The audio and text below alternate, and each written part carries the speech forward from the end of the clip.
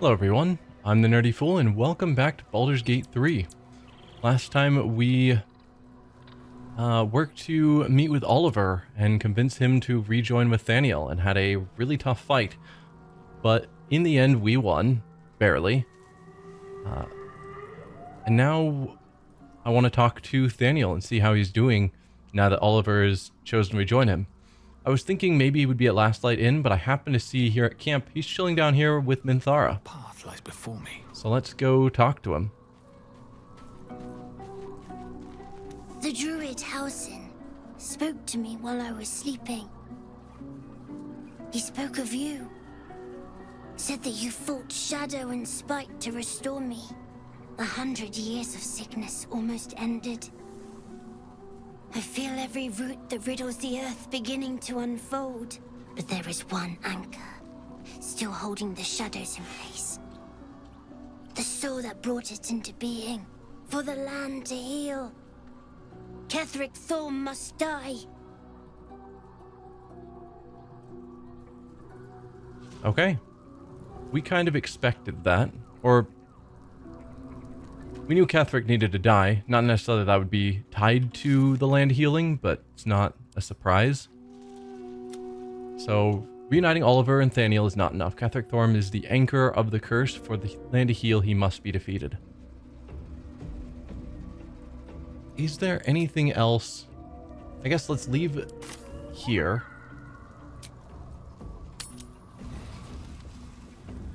Go back outside and see what other quests we have kicking around.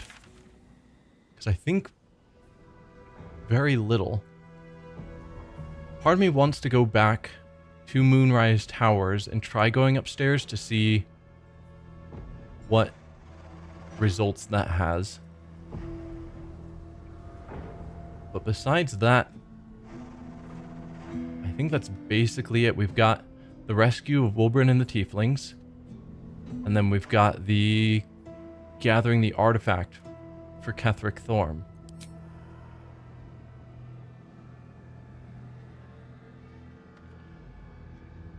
And I don't know at what point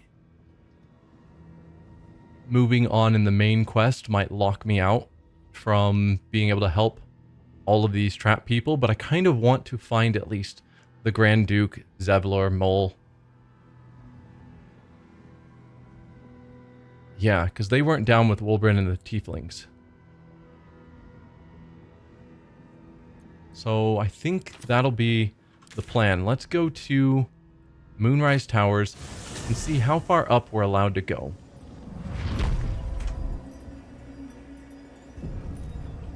The answer might be just not very far at all. Because I got to a point where I thought they weren't going to let me go any further, and so I didn't bother trying. But I really want to find... It's risky to enter Moonrise with an unwelcome companion. You can pass as a true soul, but they cannot. Be sure to keep them close, so you can speak on their behalf if the cultists ask too many questions. Okay.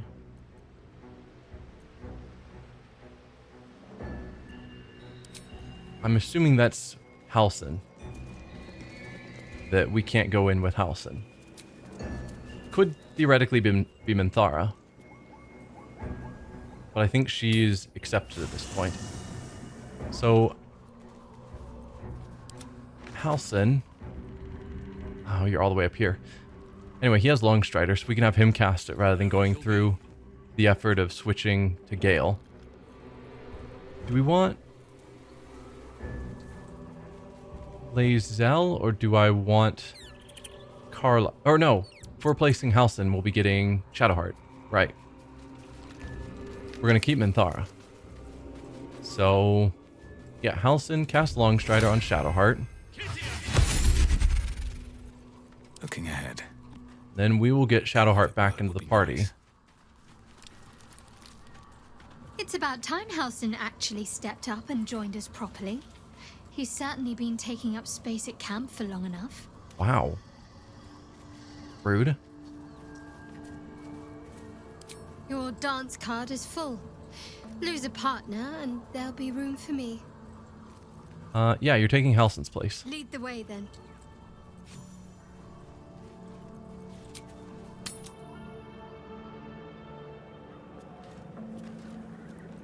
I don't replace Shadowheart very often, so I'm not used to Farther can I her go?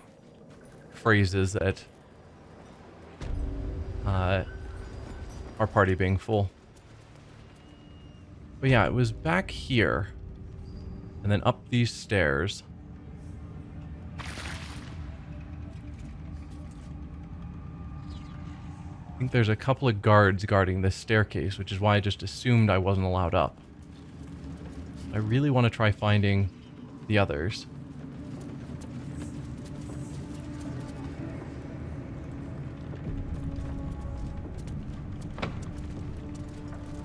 They didn't stop me. So far, so good.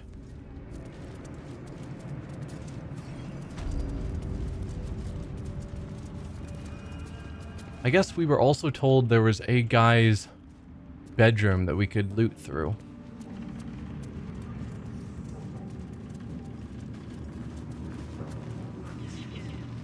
Huh. That's creepy. Necromite? I don't know what a necromite is. Some sort of undead, obviously. Just has armor of Agathis prepared and is silent.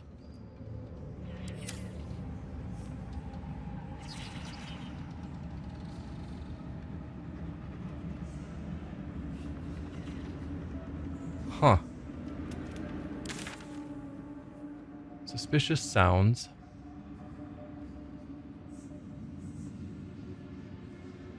Yeah, we're allowed to go into someone's room and loot it.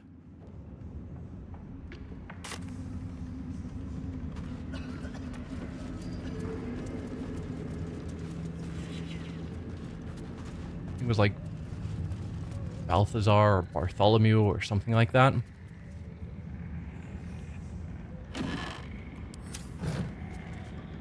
He's one of their head important people.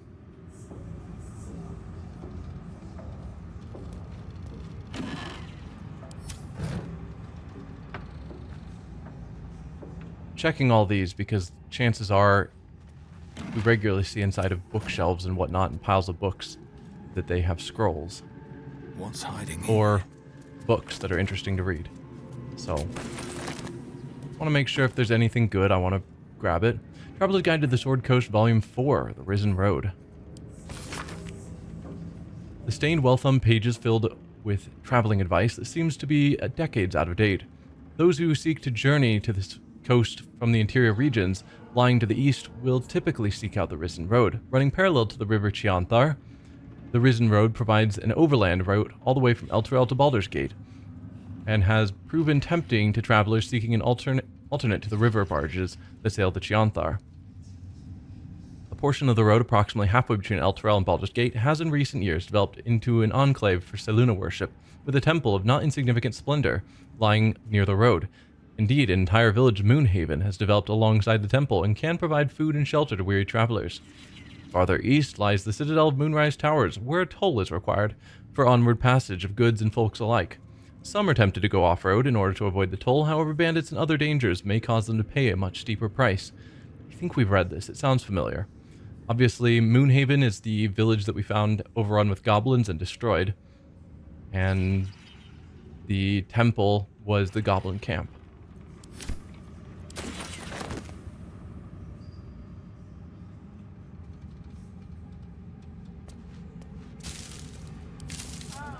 Anything else of note? A little gift.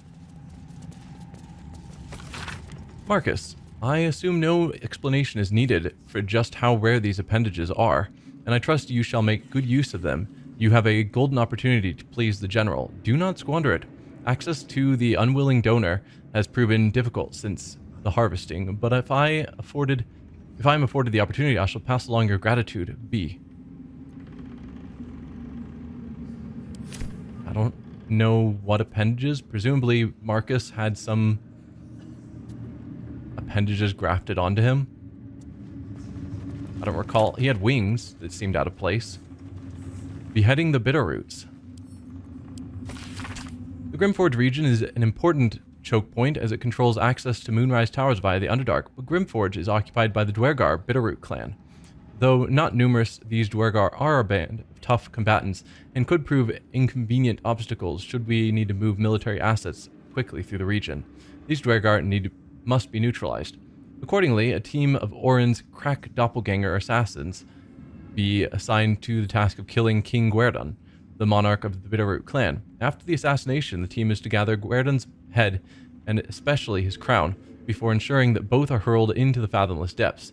The Bitterroots, unable to crown a new king, will fracture into quarreling subclans, the leaders of which can one by one be tadpoled. Disciple Zrel on behalf of General Ketheric.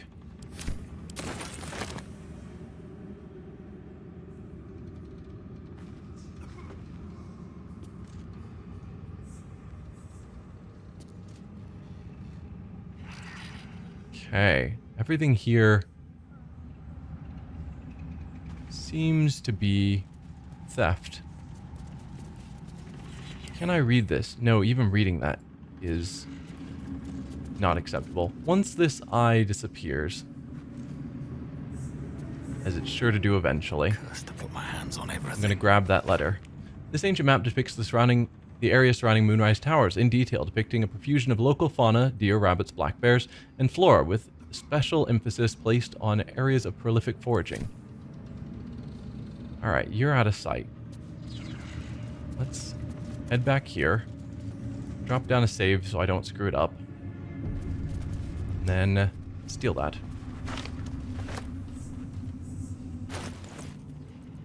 Now, let's read it. Balthazar has sent neither word nor notice. So Balthazar, that's the individual that we can loot his room, and we're supposed to help find the object that Ketheric wants. Wherever he's gone is a mystery. Needs someone to investigate his chambers, but no doubt he's rigged the thing to high hells. Perhaps hobgoblins. So we've been told we can loot his chambers, but apparently it's suspected he will have rigged his chambers to blow. Interesting. Missive from Ketheric. I want that as well. You need to move again.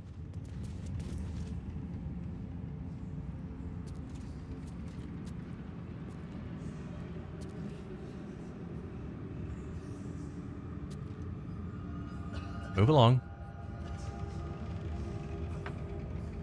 Come on. Move. We could kill it.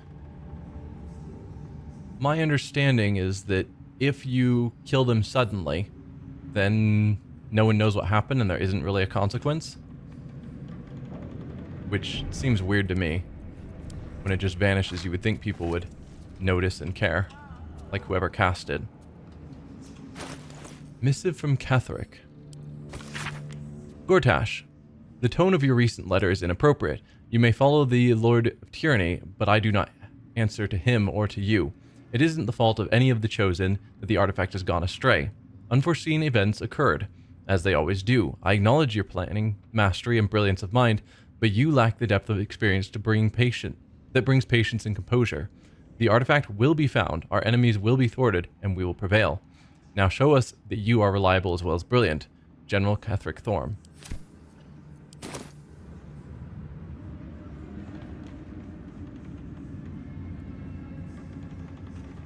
Alright, so we've got 2 doors.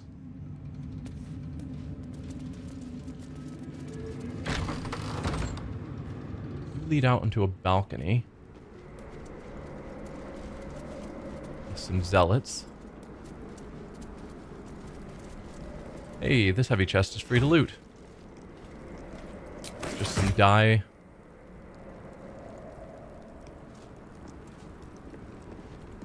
A little bit of coin. And nothing else of note. Alright, you two. Acolyte and Zealot. Seen the view out west from the terrace? All those beasts camped under one banner. That's the Absolute's power.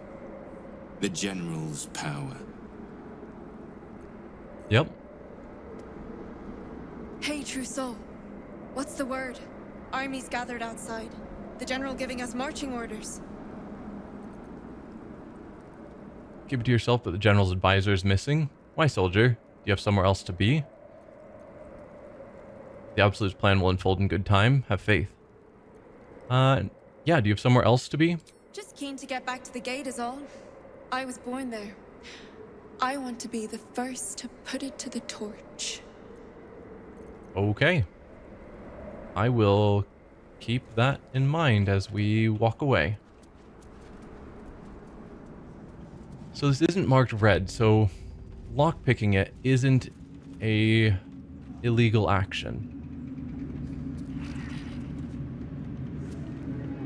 I'm still gonna save. Starian, can you lockpick this for me? Skeleton key.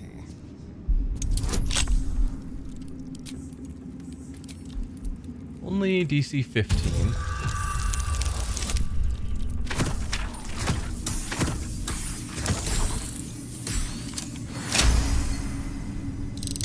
So is this Balthazar's room? That's the No question. one stopped me yet. Okay. Hello. You left a bit of a mess, Balthazar. Balthazar's apprentice is lying there. Bunch of severed parts. Some bodies hanging from the ceiling. Lovely. Just lovely. We're gonna move slowly because if this is rigged to blow,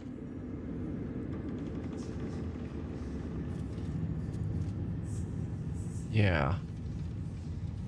Once I get everyone inside the room, let's close the door so that I'm free to move about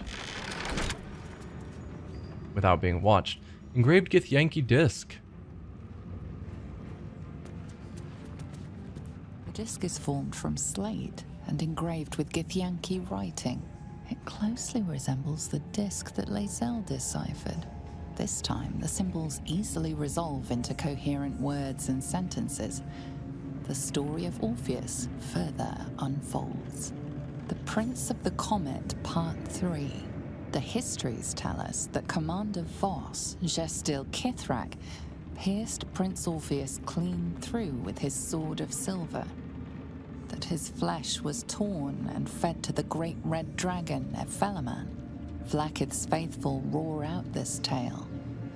But beneath the roars we hear whispers carrying truth and prophecy. The Prince of the Comet is not dead. The Prince of the Comet will come again.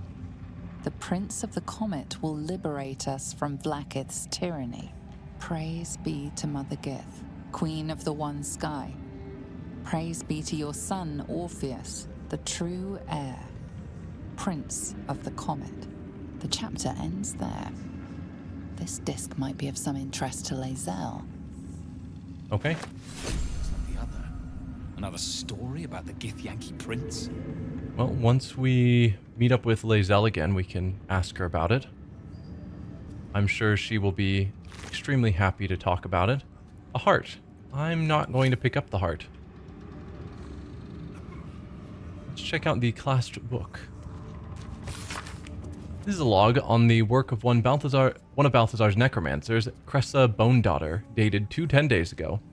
After the state of the fallen one was in, I never expected Cressa would be able to save it.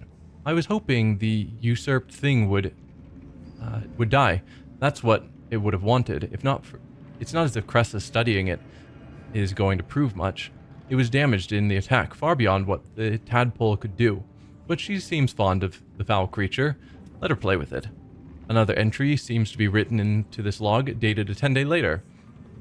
I should not have, in hindsight, let Cressa keep her pet. Ever since it was shipped on to one of the nautiloids to be deployed, she has been inconsolable. It won't survive out there. It needs me. It isn't like the others. The feral thing will make a fine warrior for the Absolute. And now my best assistant is distracted thinking about it. Ha! She will come to heal again soon.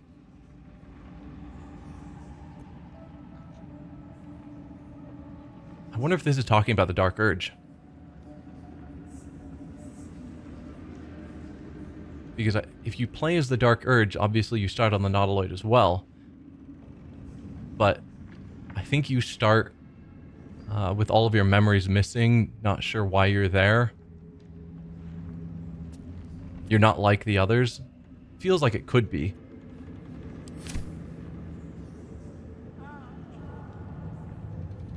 But I don't know. Tension acolytes. Seems simple enough.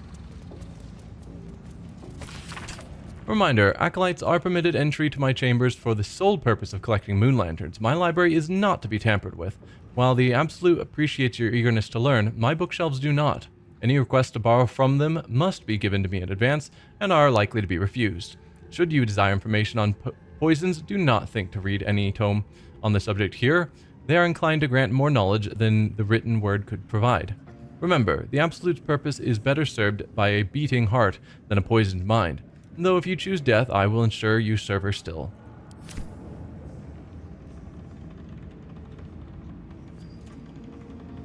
Alright, let's check out this corpse. I will leave the heart, but I'll take the gold. Balthazar's personal notes 2. We have not found his personal notes 1, but that's fine. Note, install a drain beneath the library's conventional medicine shelf. It's wasteful to let all that blood seep through the flagstones, and it will rust the spikes besides. A line slashes through the above, the same hand in fresh ink below. Disregard, the smell gives me sweet dreams. Wow.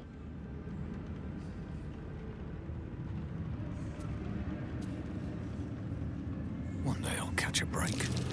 Check out the apprentice. Oh, we are failing perception checks, and that is bad. Let's toss down a quick save and then see if those two want to spot anything that we might have missed. Starion, how about you walk over there? Something over there. Okay, not a trap. Never a dull moment. Just good things on the bookshelves. Never wanted the easy path. That looks trappish to me. Bookshelf labeled conventional medicine. Bookshelf labeled galvanic interrogations. Bookshelf labeled musty tomes. Bookshelf labeled poisons and venoms. Okay.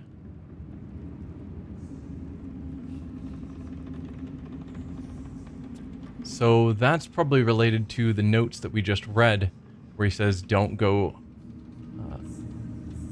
this note, where he says don't go after the poisons, or you'll die. So I think that's telling us that if we try and grab these poison book, we're going to set off the trap and die. Probably, given that, like, blood smear, I'm guessing this bookshelf is a secret door that opens up into this space here. And if we pull the right one, it probably opens. And if we pull the wrong one, we die.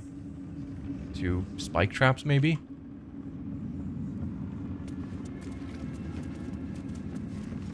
Let's grab that. Heavy chest. I'm assuming we haven't found the key. We have not. Starion, lockpick this for me, please. Take some guidance. Perfect.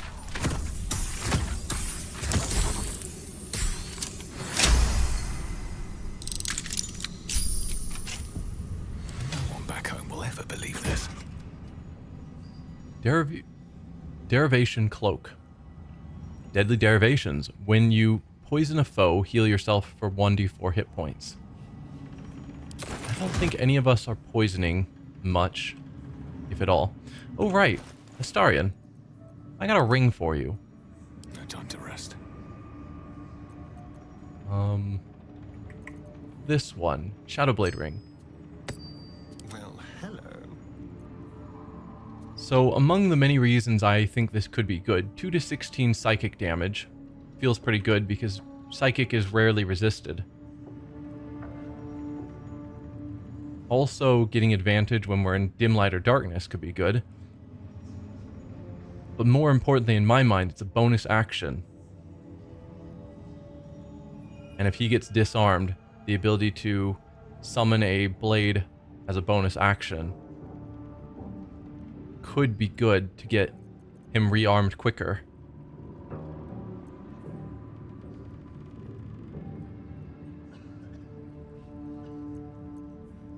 see. Was it 2 to 16? Trying to remember exactly what the numbers were.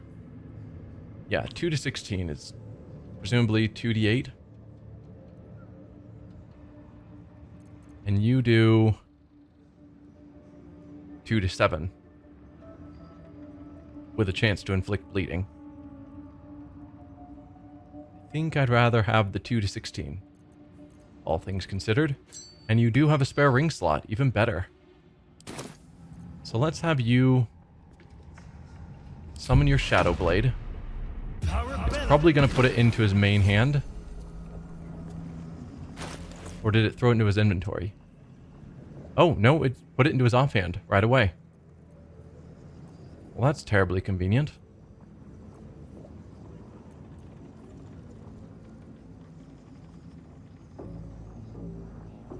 Yeah, and put that into his offhand where it's not getting the bonus for offhand damage.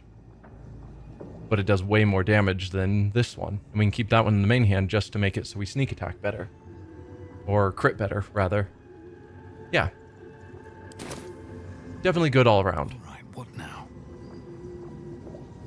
Goblins.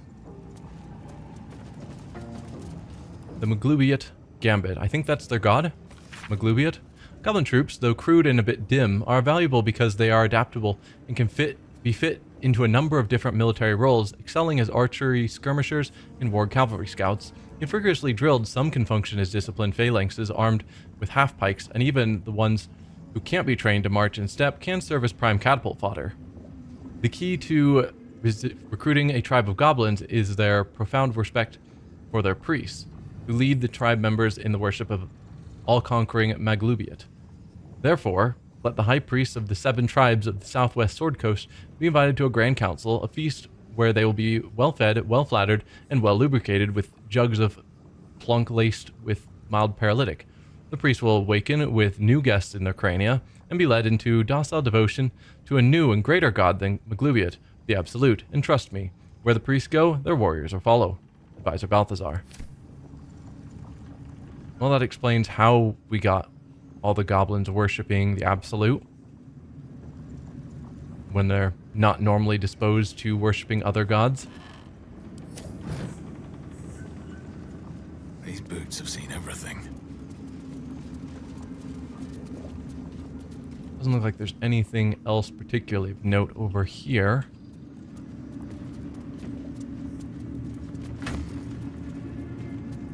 Divine Bone Shard. Neat. I think we found some of those when we visited the artifact.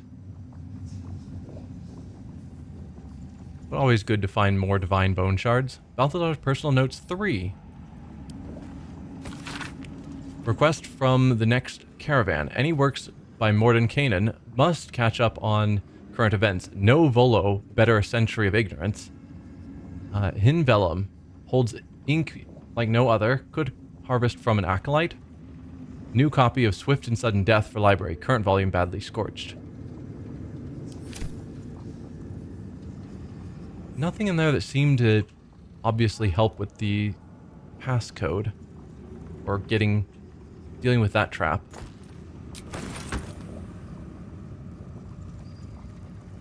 Lever here.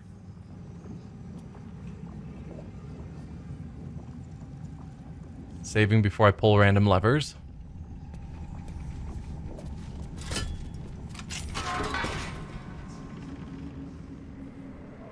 Okay, that just opens out onto, I guess, his own personal overlook. Shard Prayer Book. My dark goddess, when I lost my daughter, I learned my purpose. My dark goddess, when I learned my purpose, I gathered the flock. My dark goddess, when the flock was full, I punished the wicked. My dark goddess, when the wicked struggled, I struck them down. My dark goddess, I am yours.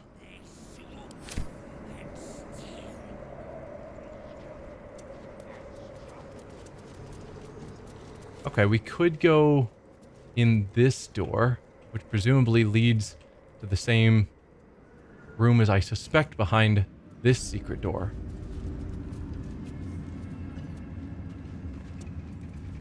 This door leads out to where I've already been, I think. I have not been there. No.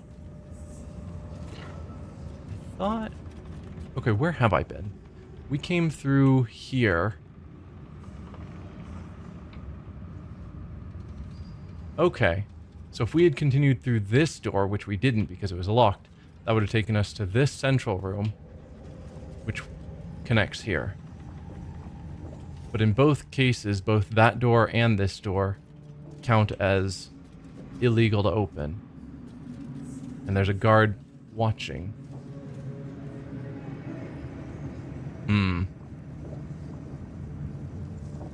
So what do I want to do about this? Either he was saying don't open the... I'll give it a shot.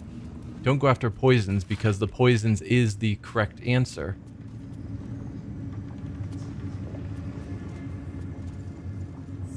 Should you desire information on poisons, do not think to read any tome on the subject here. They are inclined to grant more knowledge than the written word could provide.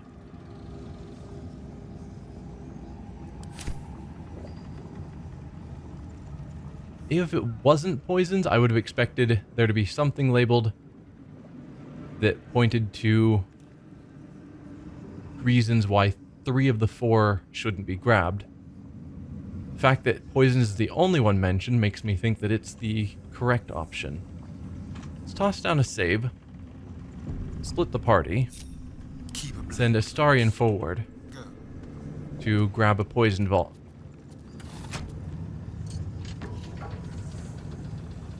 Oh.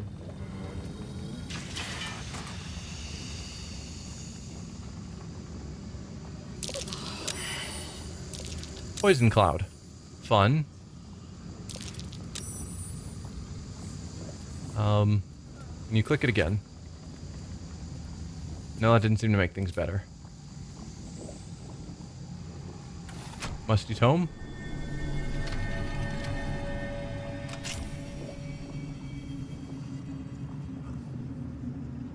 Okay.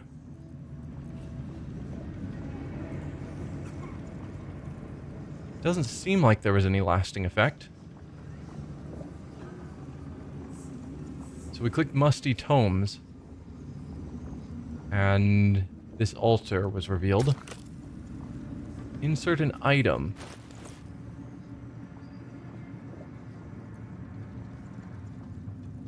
Huh. I don't know.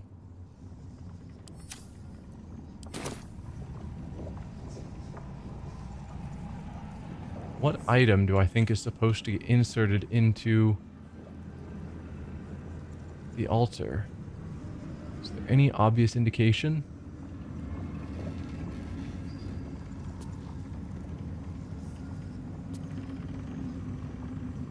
I mean, it wouldn't surprise me if it's one of these hearts, since they've got a ridiculous number lying around.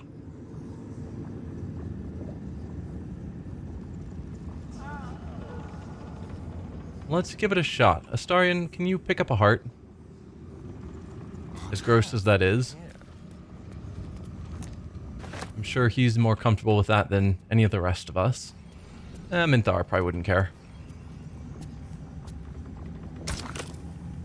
Insert a heart. That's cute, isn't it? Gross. Well done, team. How big is this room? Okay, not bad. I was just deciding if I wanted to do it this episode or hold off. Still breathing, despite everything.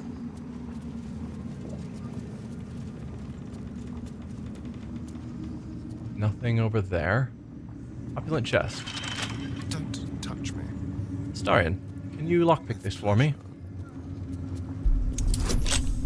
Take some guidance.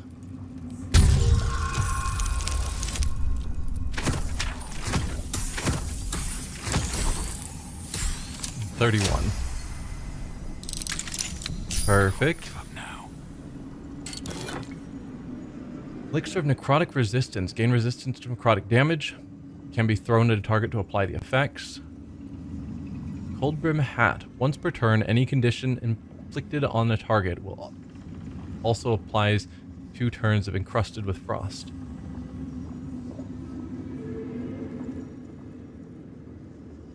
Affected entity has disadvantage on dexterity saving throws. When there are 7 or more turns remaining, the entity must succeed a constitution saving throw or take 1 to 4 cold damage and become frozen. On a successful save, it only takes half damage. Afterwards, the frost sloughs away.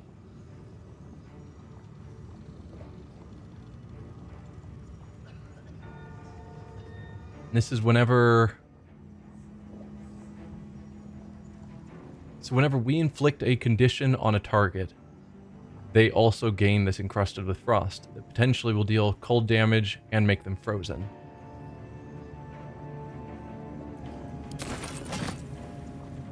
The only one I know that regularly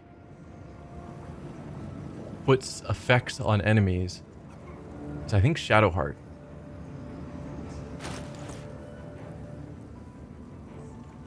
We have something that gives us...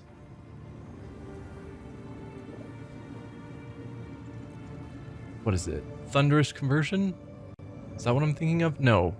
Reverberation effect that enemies get. That's not us. Is that also Shadowheart?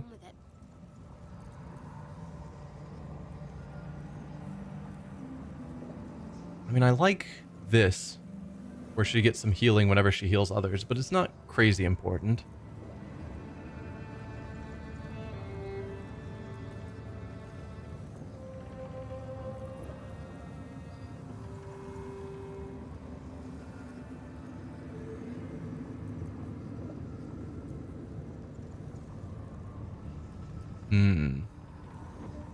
Mental fatigue, she applies that as well.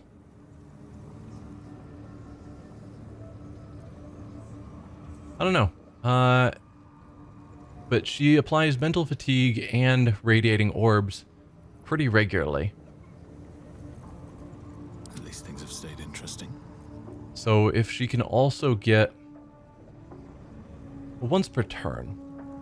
She's usually applying things to enemies a bunch. So I was hoping this would apply to... like, be putting this on a bunch of enemies at a single time. It's only once per turn. Then maybe it's not as good as I was hoping. Okay, then never mind.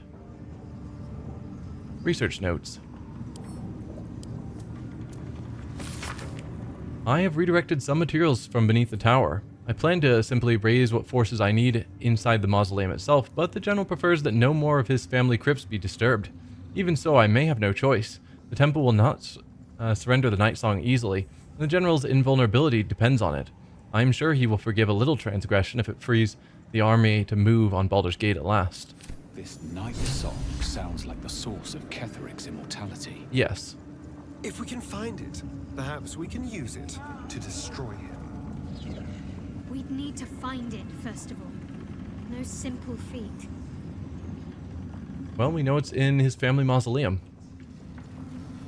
Which we kind of already knew beforehand. Way forward. The necromancer was experimenting on the tadpoles. But Okay. they were already imbued with Nethery's magic. So where did that magic come from? Also, a whole bunch of broken moon lanterns. And a dead pixie.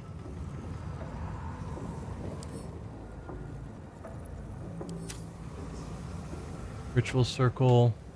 Dead pixie. Let's click the ritual circle. A ritual circle. Looks like it was used in the crafting of moon lanterns.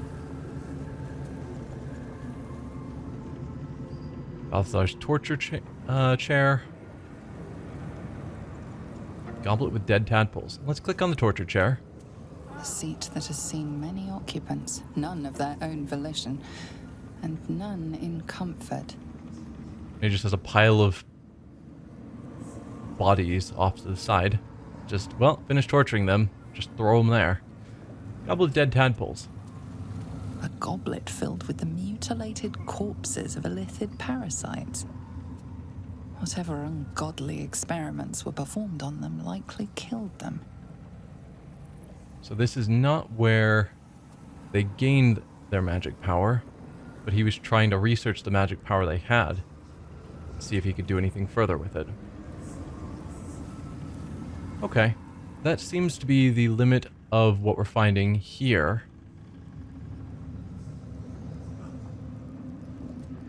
So then comes the question of, do we try and go in here? Because this is probably...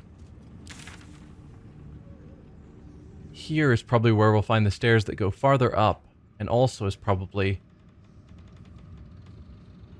where we'll find the other 3 characters we're missing. That I suppose I need to rescue before we finish up this chapter. Because I'm sure if they're ready to march on Baldur's Gate, they're going to just kill their prisoners. I really have no idea how I'm going to safely deal with this without getting the entire tower to attack me. There's a level 8 human. What's your deal?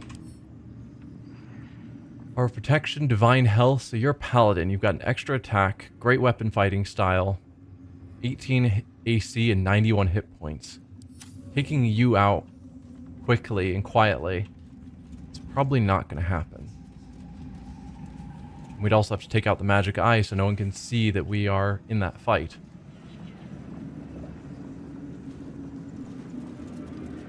I don't know. I'll think on it. But for now, we're going to end this episode here. And I'll figure out what I want to do next time. But I think we're at the point where either I rescue Wulbren and the Tieflings, or we break in here, kill these guys somehow quickly and quietly, try and rescue, hopefully, the counselor, Will's dad, Mole, and Zevlor. Hopefully they're here. Or we skip out on the rest of the tower stuff for now, and we go down here to the mausoleum and see if we can find the Blade Song?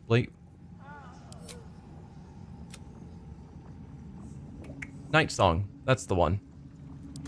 I don't know why I assume it's a blade. But in my head, that's how I'm picturing it. But I don't know. I'll decide what I want to do about that later. For now, we're going to end it here. Thanks for watching. Bye.